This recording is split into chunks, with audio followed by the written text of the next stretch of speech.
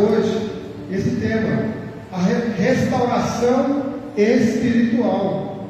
Restauração espiritual. Vamos falar juntos, né? Restauração espiritual. Amém. E nós vamos ler Atos capítulo 3, do versículo 19 até o versículo 26. Lembrando que domingo que vem nós temos a escola bíblica, o culto, mas também vai estar acontecendo aqui embaixo o exame de vista computadorizado. Então, os irmãos que ainda não ligaram lá ou enviaram mensagem, dá tempo. Amanhã eu vou estar colocando uma faixa aqui também, para o pessoal do bairro, né, que está sabendo, passa aqui em frente todo dia, para saber que vai ter exame de vista. É 1 quilo de alimento não perecível, só não pode trazer fubá e nem sal. Atos capítulo 3, do versículo 19 ao 26. Arrependei-vos, pois, e convertei-vos, para serem cancelados os vossos pecados, a fim de que da presença do Senhor venha tempos de refrigério, e que envie Ele o Cristo, que já nos foi designado, Jesus, a qual é necessário que o céu receba até os tempos da restauração de todas as coisas de que Deus falou por boca dos seus santos profetas desde a antiguidade. Disse, na verdade, Moisés: o Senhor Deus vos suscitará dentre os vossos irmãos um profeta semelhante a mim. A ele ouvireis em tudo quanto vos disser. Acontecerá que toda alma que não ouvir a esse profeta será exterminada do meio do povo. E todos os profetas, a começar com Samuel, assim como todos os quantos depois falaram, também anunciaram esses dias. Vós sois os filhos dos profetas, da aliança que Deus estabeleceu com vossos pais, dizendo a Abraão: na tua descendência serão abençoadas todas as nações da terra. Tendo Deus ressuscitado o seu servo, enviou primeiramente a vós outros para vos abençoar, no sentido de que cada um se aparte das suas perversidades. Amém? Senhor Deus, querido Pai, nós te agradecemos, ó Deus, nessa noite. Obrigado, Senhor, pela vida dos irmãos aqui que estão, Pai, das crianças, ó Deus. Obrigado pelos irmãos que estão assistindo o culto, Pai. Obrigado pela minha prima, Maria Helena, ó Deus, que está lá em Montana, Pai, que assiste o culto também, ó Pai. Cubra, Senhor, essa vida com as tuas bênçãos. A Cristiane também, seu pai, o pastor Benedito, todos os irmãos, amigos que assistem o culto, a irmã Ronildo, Pai, todos, ó Deus, que não puderam estar nessa noite, Pai. Que essa palavra, da mesma forma que ela vem abençoar os irmãos aqui presentes, abençoe também os irmãos que estão online, através do Facebook, do Instagram ou do YouTube. Pai, muito obrigado. Essa oração que nós oramos, agradecemos em nome de Jesus. Amém. Amém.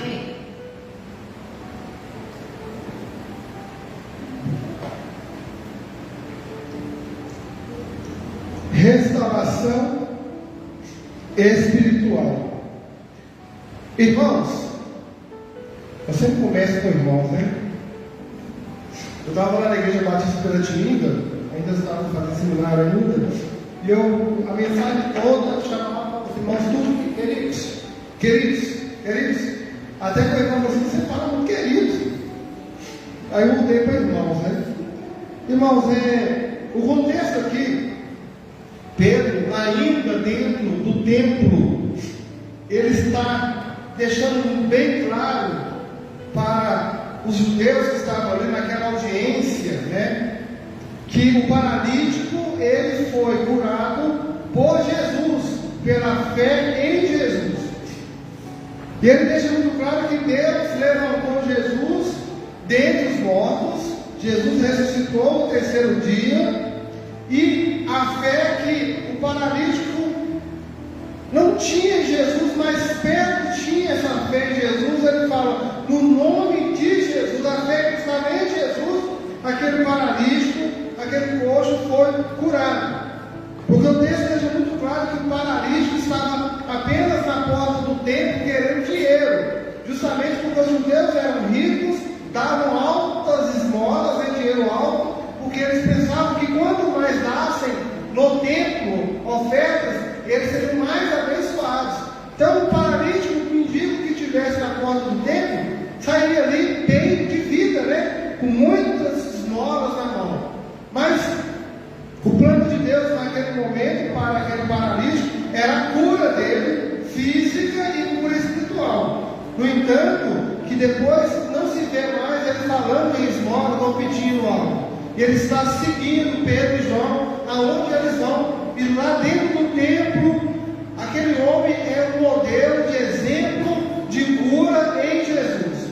Pedro usa aquele homem, esse paralítico, para mostrar para os judeus que a fé que eles devem ter somente em Jesus. Mas o versículo 19 fala: arrependei-vos, pois convertei-vos para serem cancelados os vossos pecados, a fim de que da presença do Senhor venha tempos de refrigério, e que envie ele o Cristo, que já nos foi designado Jesus. Versículo 19 fala do arrependimento, que Pedro estava preocupado com os judeus, porque até então eles estavam achando que o milagre que aconteceu com o paralítico era por intermédio do próprio Pedro e João. Mas Pedro usa esse paralítico para mostrar que eles também podem ser curados espiritualmente. Por mais que eles não tivessem defeitos físicos, como o paralítico, mas eles precisavam de um refrigério, eles precisavam de uma cura. Irmãos, nós vamos encontrar pessoas aí fora, perfeitamente bem fisicamente, perfeitamente andando para lá e para cá, sem nenhum problema de saúde, nada, faz exame de rotina no final do ano, no início do ano, não tem nada. Mas vai olhar para a vida espiritual dessa pessoa, ela não tem Jesus na sua vida, ela não tem um refrigério, ela não tem um alívio, ela não tem um conforto, ela não tem a verdadeira força espiritual que vem do Senhor Jesus. Amém? Amém. Mas eu ajudo os pobres, não ouço essa base. Eu de vez em quando faço os marmitex aí e dou às pessoas depois do culto. Isso é uma pessoa sem Jesus. Eu separo todo dia, todo mês, um pouco da minha cesta básica, eu abençoo uma família, mas não tem Jesus, então precisa de um refrigério. E o apóstolo Pedro está falando aqui no versículo 20, a fim de que da presença do Senhor venha tempos de refrigério, e que envie ele o Cristo, que já vos foi designado Jesus, a qual, versículo 21, é necessário que o céu receba até aos tempos da restauração de todas as coisas, de que Deus falou por boca dos seus santos profetas, desde a antiguidade. E nós sabemos que Jesus ele não apareceu ali na família de Maria e José, naquele casal, por acaso. Não foi por acaso, ele já havia sido prometido. E mais ainda, se nós formos lá no livro de Isaías, no capítulo 53, nós vamos ver que o profeta Isaías declara claramente ali como foi o sofrimento de Jesus, a morte de Jesus e toda a sua vida, enquanto ele estava ensinando os discípulos. Mas quando nós voltamos ali no versículo 20, Pedro fala desse refrigério. Ele fala que venham assim tempos de refrigério pela presença do Senhor. Irmão, nós sabemos que ser refrigério significa sensação agradável de estarmos na presença do Senhor, a força restaurada quanto a esperança restaurada. Pedro estava preocupado com aqueles judeus que estavam apenas pensando que o milagre daquele homem era vindo dele, mas eles estavam mais preocupados ainda com eles, porque eles estavam preocupados, ele estava preocupado, não, é Jesus, ele vai te dar essa sensação de refrigério, ele que vai te dar essa sensação de alívio, ele que vai te dar essa sensação de conforto. Lá no livro de Mateus, capítulo 28, 19 ao 20, e por todo mundo pregar o Evangelho. Pedro está pregando o Evangelho, só que a palavra Jesus só chama: vinde a mim todos que estáis cansados e oprimidos, que eu vos aliviarei.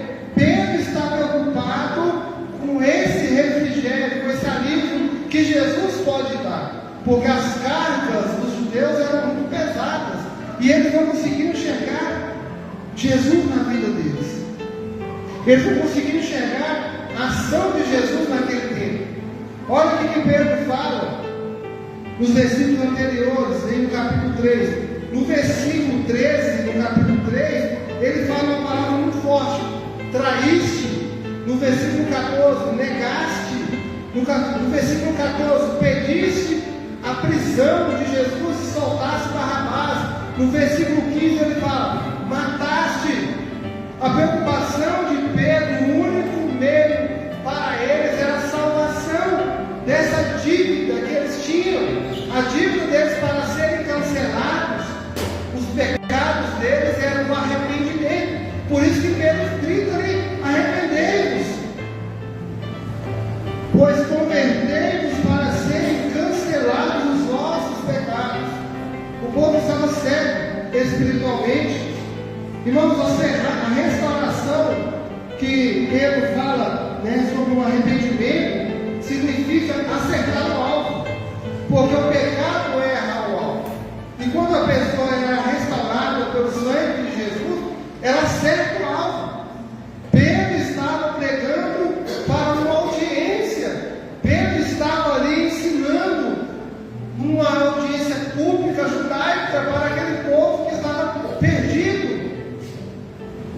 Tem como se diz, há 2 meses atrás, povo judeu, vocês mataram Cristo, vocês traíram, vocês negaram, vocês pediram ele para ficar crucificado, pediu para soltar o ladrão, o bandido, e depois pediu para matar. Mas há tempo de restauração.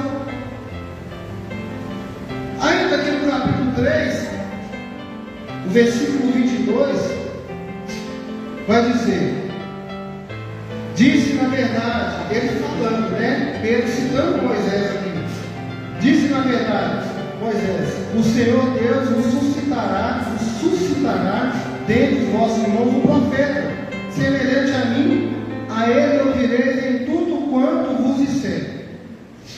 Irmãos, ele está falando uma palavra de Moisés para mostrar para os judeus que essa palavra que ele estava falando não era dele só, mas é da lei. Abra sua Bíblia no livro de Deuteronômio, capítulo 18, do versículo 15.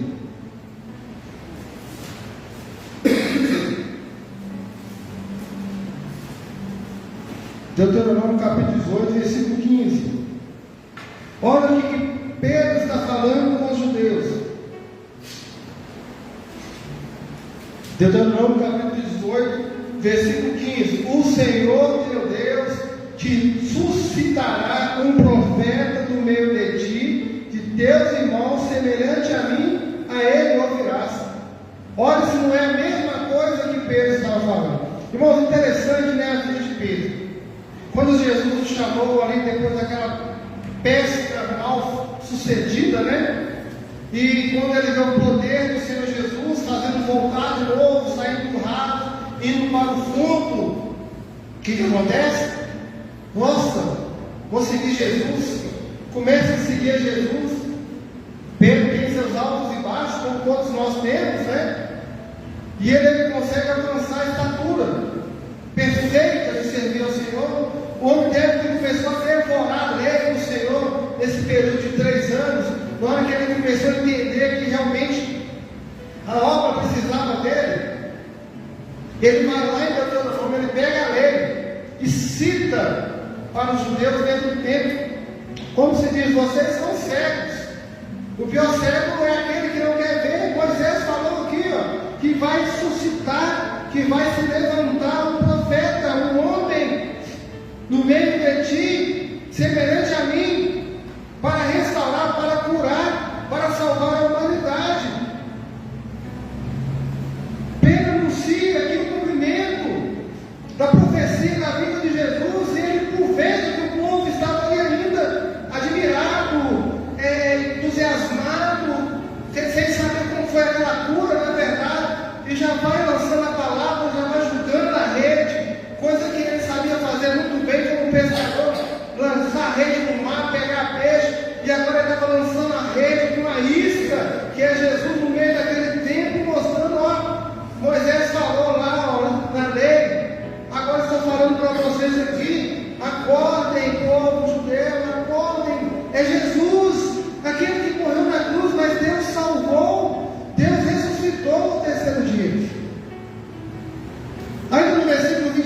4 de Atos, capítulo 3, versículo 23 e 24.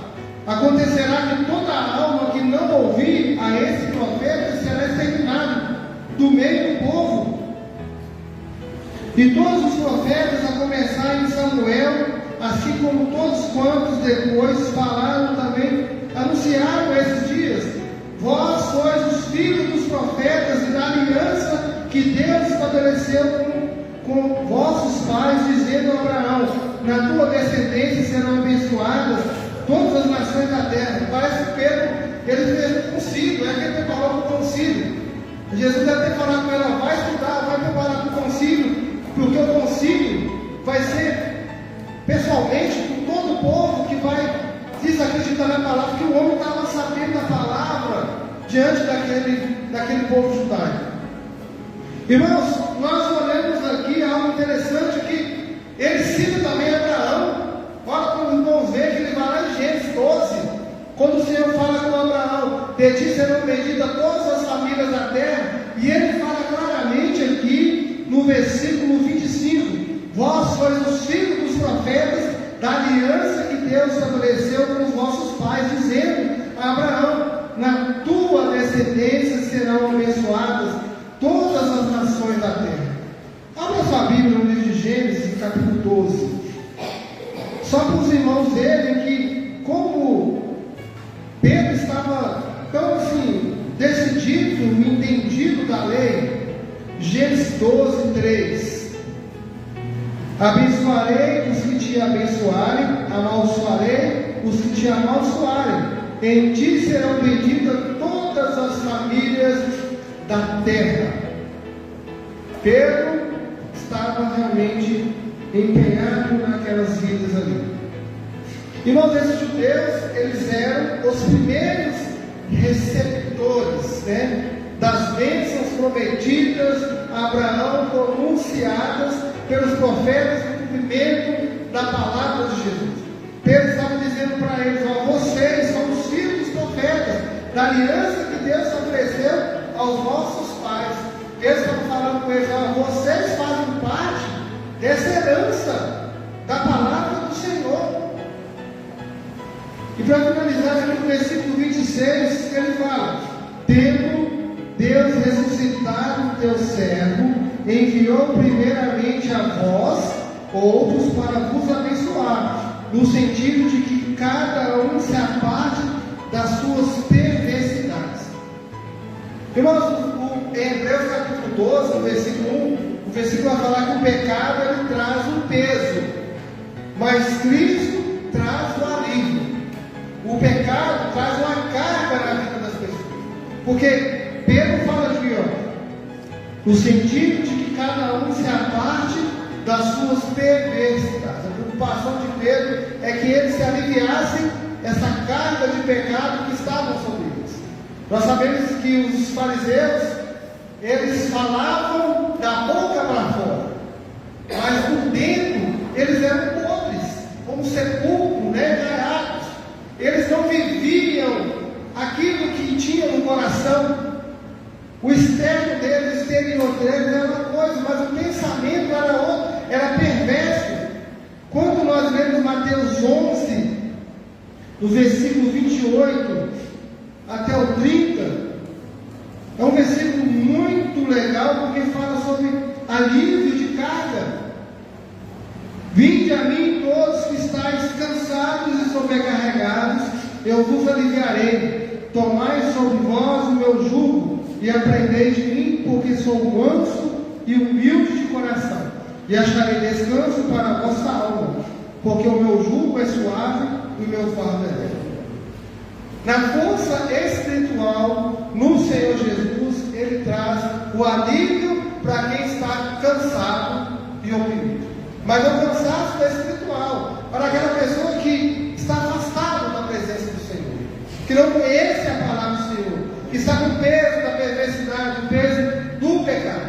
E Ele chama ao arrependimento. E Pedro ele aprende claramente com Jesus, lá em João 14, a partir do versículo 1, Jesus vai falar que Ele vai preparar os lugares. Não se turbe o vosso coração, credes em Deus, credes também em mim, na casa de meu pai muitas moradas. Se não fosse assim, eu não vos teria dito, eu vou vos preparar um lugar. Jesus vai preparar um lugar, mas Ele precisa de que as pessoas se arrependam, que as pessoas se aliviem dessa carga pesada do pecado. Amém?